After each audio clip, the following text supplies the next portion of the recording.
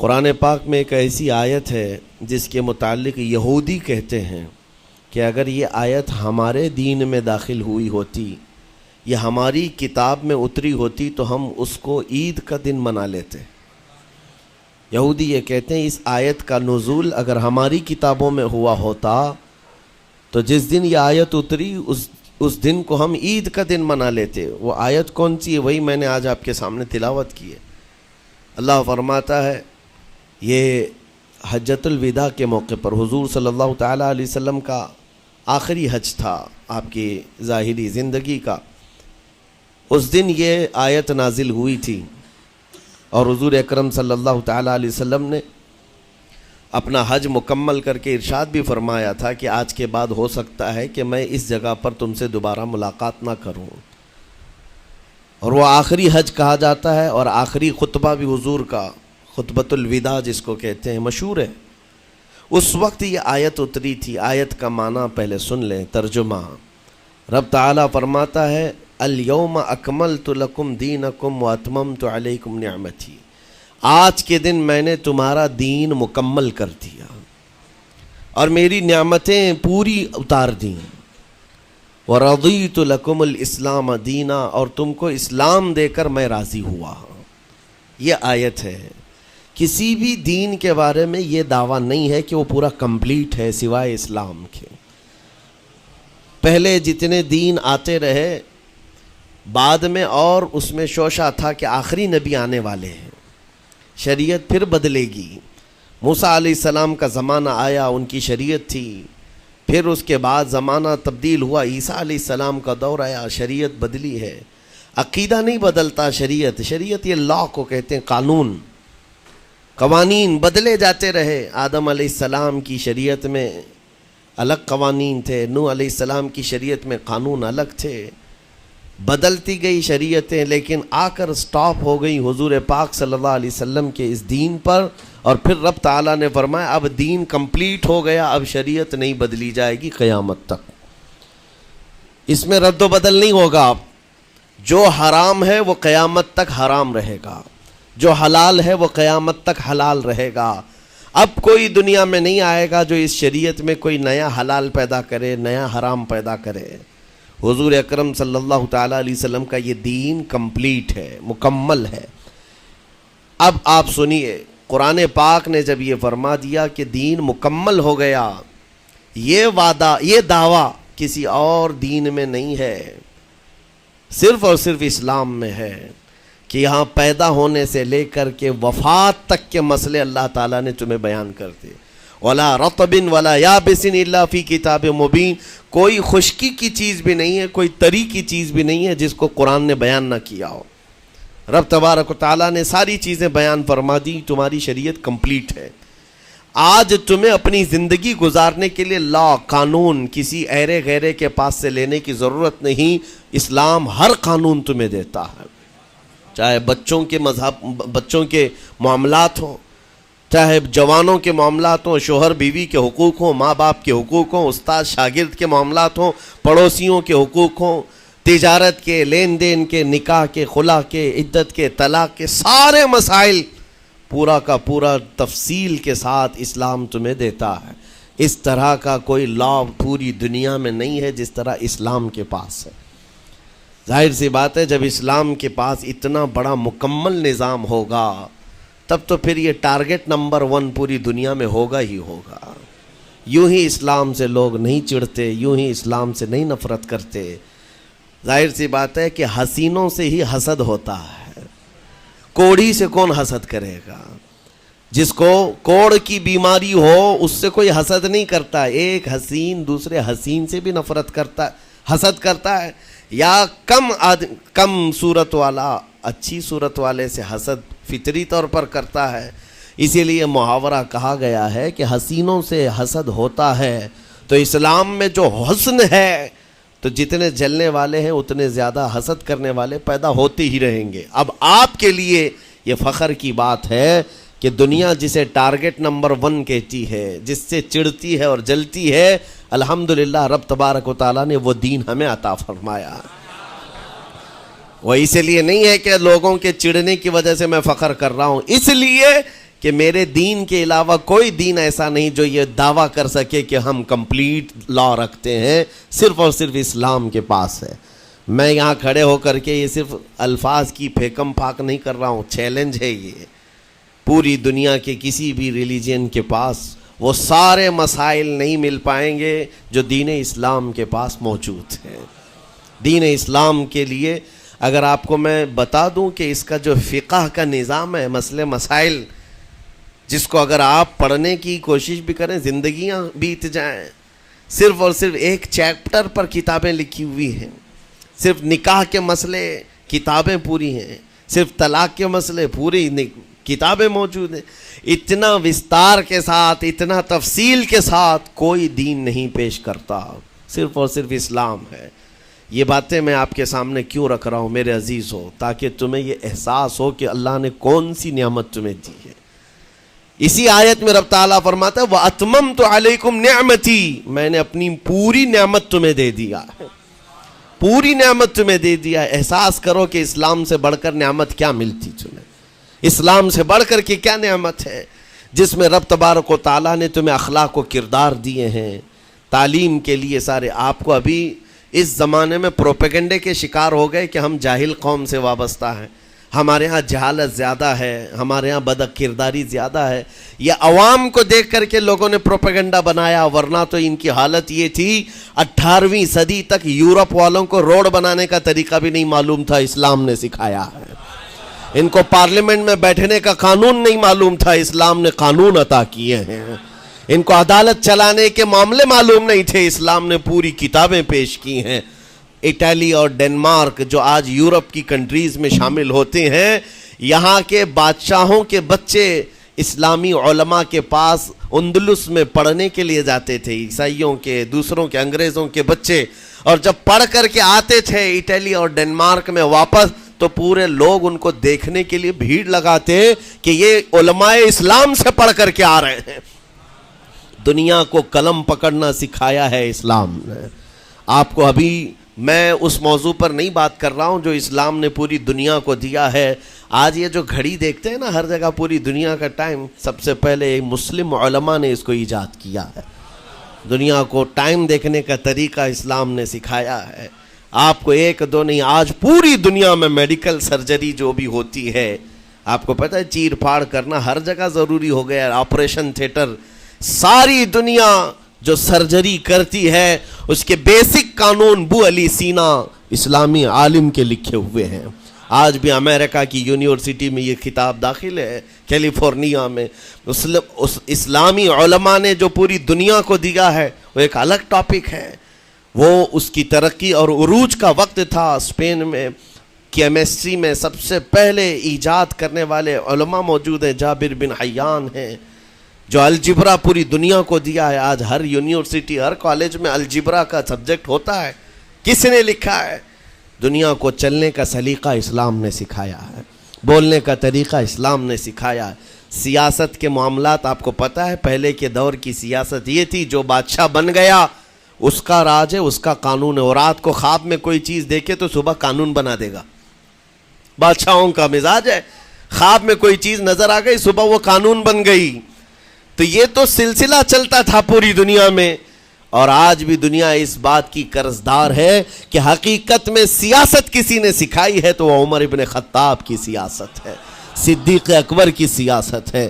خلفائے راشدین نے جو حکومت و سیادت کر کے دنیا کو دکھایا ہے اس کی مثال کوئی پیش نہیں کر سکتا۔ اسی لیے ہمارے اس دیش کے جانتے ہیں جن کو موہن داس کرم چند گاندھی کہا جاتا ہے، گاندھی جی کو آج سارے لوگ یاد کرتے ہیں۔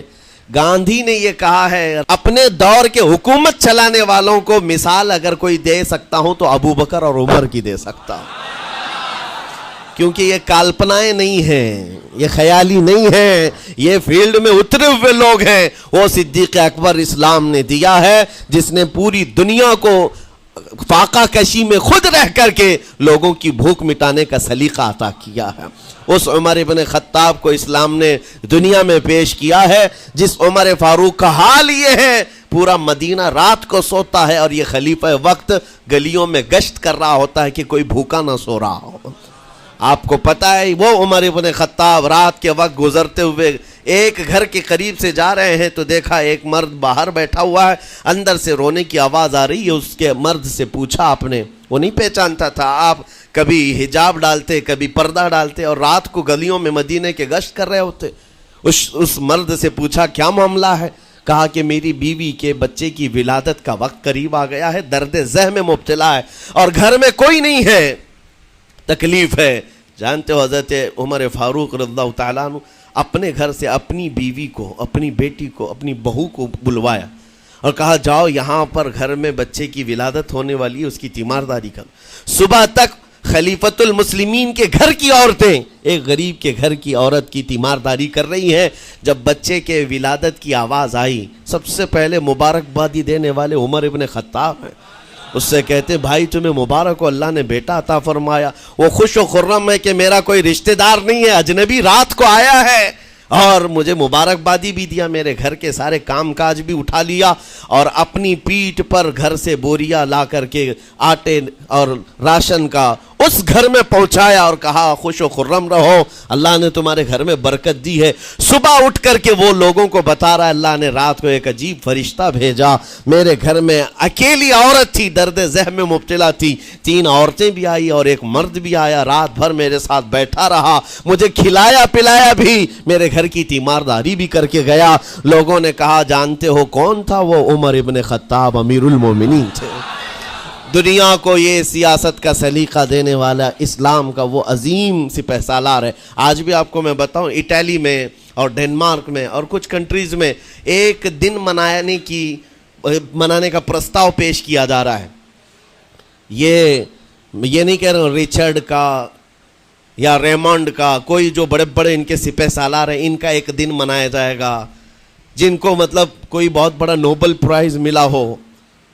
میں یورپین کنٹریز کی بات کر رہا ہوں جہاں وہ اپنے بادشاہوں کے پیدائش کا دن یا ان کے کسی اینیورسری کو منانے کا پرستاؤ نہیں پیش کر رہے ہیں, بلکہ یورپ کی یہ 2 کنٹریاں ہیں جو یہ پرستاؤ پیش کر رہی ہیں کہ سال میں ایک دن ایسا منایا جائے جس کا نام صلاح الدین ایوبی ڈے ہونا چاہیے. یہ ہم نہیں کہہ رہے ہیں, دنیا آج بھی اس بات کو تسلیم کرتی ہے. صلاح الدین جیسا جرنیل دیکھا نہیں ہے. عزیزان گرامی وقار, یہ چند مثالیں میں آپ کے سامنے رکھا اور اس کے بعد پھر میں تمہیں جھنجھوڑ کر پوچھتا ہوں, اپنے دل پر ہاتھ رکھ کر کے بتاؤ اسلام سے اچھا کوئی راستہ ہے؟ قرآن یہی کہتا ہے وَمَن يَبْتَغِ غَيْرَ الْإِسْلَامِ دِينًا فَلَن يُقْبَلَ مِنْهُ, جو اسلام کے علاوہ دوسرا راستہ لے کر کے آئے گا قیامت کے دن اس کا کوئی قبول نہیں کیا جائے گا, نہیں قبول کیا جائے گا, بلکہ وہ سب سے بڑے گھاٹے میں ہوگا, آخرت کے دن خسارہ اٹھانے والوں میں ہوگا. آج تمہارے پاس وہ عقل سلیم اللہ تعالیٰ نے دیا جس کو تھوڑی بہت شدھ بدھ ہونا, عقل کا استعمال کرتا ہو, وہ بھی اسلام کے متعلق سوچے گا کہ میرے دین میں اتنی اچھائیاں ہیں, آج تک رب تعالیٰ نے مجھے یہ پیشانی کسی کے سامنے جھکنے نہیں دیا. کہیں جھکاتے ہو؟ ارے کھانا کھاتے ہیں, کھانا تو روزانہ ضروری ہے, اور رزق کے معاملے میں تو لوگ ایسے, دنیا کہتی ہے پیٹ پوجا, ہم پیٹ پوجا نہیں کہتے. کھانے کے لیے بعض لوگ کہتے ہیں نا پہلے پیٹ پوجا ہو جائے, پوجا کا لفظ ہی ہم استعمال نہیں کرتے. کھانا برتن میں رکھا ہوا ہے, آپ کے گھر میں کھانا لا کر کے دیا جاتا ہے, تو کیا آپ سر جھکا کر چاٹ کے کھاتے ہیں یا لقمے اٹھا کر ہاتھ سے کھاتے ہیں؟ ہاتھ سے کھاتے ہیں. باقی جانوروں کو دیکھو, بکری کھاتی ہے منہ جھکا کر کھاتی ہے, بیل بھینس وغیرہ سب سر جھکا کر کے کھاتے ہیں, رزق کو چاٹ کے کھاتے ہیں, ان کا سر جھک جاتا ہے. لیکن تمہارے سر کو رب نے اتنا محترم رکھا کہ روز جو تمہیں رزق کی ضرورت ہے اس کے سامنے بھی مت جھکاؤ. سر جھکانا ہے تو رزق کے سامنے نہیں, رزاق کے سامنے جھکایا جائے. تمہاری پیشانی کو محترم رکھا گیا ہے کہ تم جھکو گے تو کس کے سامنے؟ صرف رزاق جو ہمارا پالنہار حقیقی ہے. اور حد تو یہ ہے میرے عزیزو, یہ دنیا کی واحد قوم ہے, یہ واحد مذہب ایسا ہے, یہودی ہوں, عیسائی ہوں, ہندو ہوں, کوئی بھی ریلیجن آپ لے کر کے آئیں, جس کو وہ بہت زیادہ مانتے ہیں یا جس کو گاڈ کہتے ہیں یا جس کو بھگوان کہتے ہیں, ان کی صورت بھی ہوگی, مورت بھی ہوگی, اور سامنے دیکھتے ہیں اور جھکتے ہیں, عبادت کرتے ہیں. لیکن تنہا مسلمان ایسے ہیں, کروڑوں مسجدیں ہوں گی, کہیں خدا کی کوئی تصویر دیکھا ہے؟ کہیں مسجدوں میں خدا کا کوئی مورت یا صورت بنائی ہوئی دیکھا ہے؟ نہیں ہے. یہ واحد قوم ہے جو بن دیکھے مولا کی بارگاہ میں سجدے میں جھک جاتی ہے.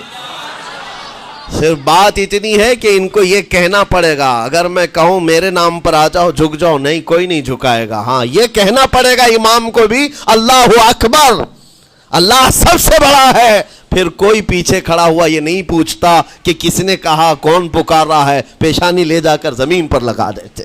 کیوں؟ ہماری پیشانی خالص اللہ کے لیے ہے.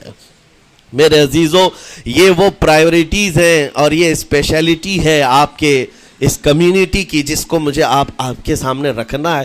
اتنی سارے اچھے گلشن کو چھوڑ کر اگر کوئی بربادی کی طرف جائے تو پھر سوائے بدنصیبی کے کیا ہے اس کے پاس؟ جس کو اللہ تبارک و تعالی وعدے کیا ہو کہ تم اپنی جان اور اپنے مال کے بدلے مجھ سے جنت خرید لو، جہاں پر سارے اخلاق و کردار اور دنیا کی سب سے اعلیٰ اخلاق تمہیں سکھانے کے دعوے کیے گئے ہوں، وہ چھوڑ کر کے اگر دنیا کہیں اور جائے تو پھر تمہاری یہ ہرما نصیبی ہے. ایک بات میں آپ کو بتاؤں، سکسیس کس کو کہتے ہیں؟ کامیابی. اور ہر کوئی یہ کہتا ہے کہ مجھے سکسیس کی طرف سفر کرنا ہے. 10ویں پاس نوجوان کو بھی پوچھیں کہ کوئی بھی کورس کر رہا ہے، آگے جا رہا ہے، کیوں جا رہا ہے؟ کچھ سکسیسفل لائف گزارنا ہے، کامیاب زندگی گزارنا ہے. اس کے لیے دروازے کھٹکھٹا رہا ہے. تمہیں پتہ ہے ان مسجدوں کے میناروں سے جو آواز گونجتی ہے اذان کی، اس میں ایک لفظ آتا ہے. سارے لفظ تو آپ کو یاد ہوں گے. اللہ اکبر بھی کہا جاتا ہے، اشہد ان لا الہ الا اللہ بھی، اشہد ان محمد رسول اللہ بھی ہے. اس کے بعد ایک لفظ پکارتا ہے مؤذن، حی علی الصلاۃ. حی علی الصلاۃ کا مطلب ہوتا ہے آؤ نماز کی طرف، آؤ نماز کی طرف. اس کے بعد ایک اور لفظ پکارتا ہے حی علی الفلاح، جس کا معنی معلوم ہے آپ کو؟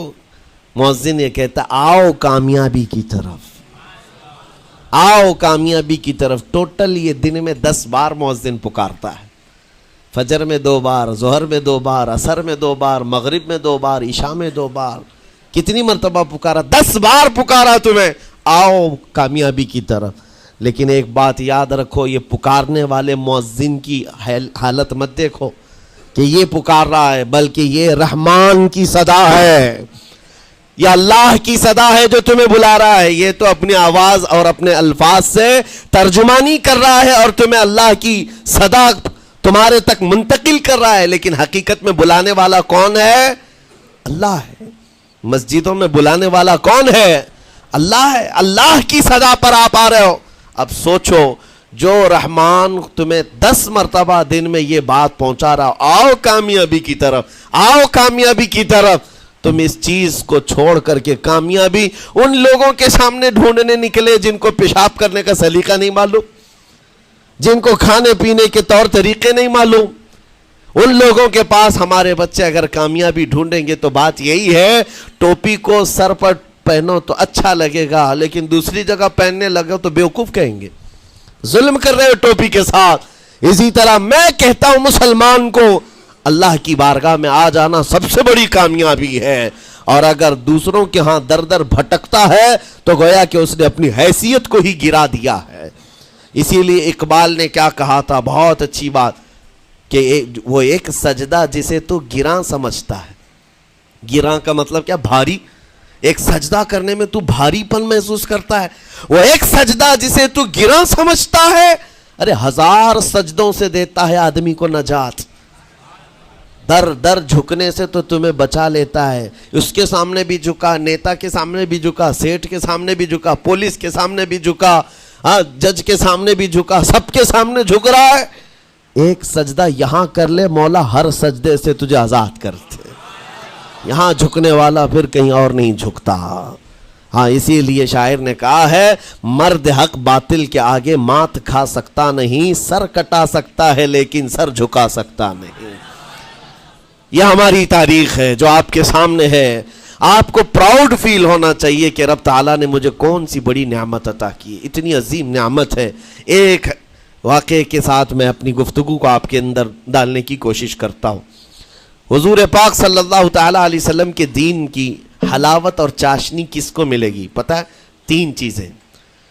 جو ایمان کی لذت جس کو ملتی ہے وہ پھر دوسری جگہ نہیں منہ مارتا، ادھر ادھر نہیں دیکھتا کہ کہاں کامیابی ہے، کہاں سکسیسفل ہے، بلکہ جس کو ایمان کی لذت ملی ہے وہ یہ سوچتا ہے کامیابی میرے نبی کے قدموں میں ہے، مجھے جو ملنا ہے وہ یہیں سے ملنا ہے۔ بریلی کے امام کہتے تھے یا رسول اللہ خلق کے حاکم ہو تم، رزق کے قاسم ہو تم، جو ملا تم سے ملا تم پہ کروڑوں درود، اور تم ہو حفیظ و مغیث یا رسول اللہ، تم ہو حفیظ و مغیث، کیا ہے وہ دشمن خبیث، تم ہو تو پھر خوف کیا، تم پہ کروڑوں درود۔ یہ ایمان کی لذت جسے مل جاتی ہے وہ کامیابی حضور کے قدموں میں ہی دیکھتا ہے، پھر اسے ادھر ادھر کی چیزیں نہیں پریشان کرتی۔ یمن کا ایک قبیلہ تھا بنو کلب، اس قبیلے کے ایک شخص تھے حارثہ نام، ان کی بیوی سعدہ۔ ایک چھوٹا سا واقعہ بتا رہا ہوں۔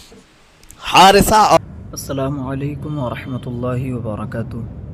میرے پیارے عزیز دوستو، محترم بھائیو، آج کی اس ویڈیو کے اندر میں آپ کو اس بات کا علم سکھاؤں گا کہ رمضان میں ہم کس طرح اللہ تبارک و تعالیٰ سے دعا مانگیں، جو اللہ تبارک و تعالیٰ اپنی رحمت سے، اپنے کرم سے، اپنے فضل سے، اپنے پیارے حبیب علیہ الصلاۃ والسلام کے صدقے میں اور اس ماہ رمضان المبارک کی برکت سے ہماری دعاؤں کو اپنی بارگاہ میں قبول فرما لے۔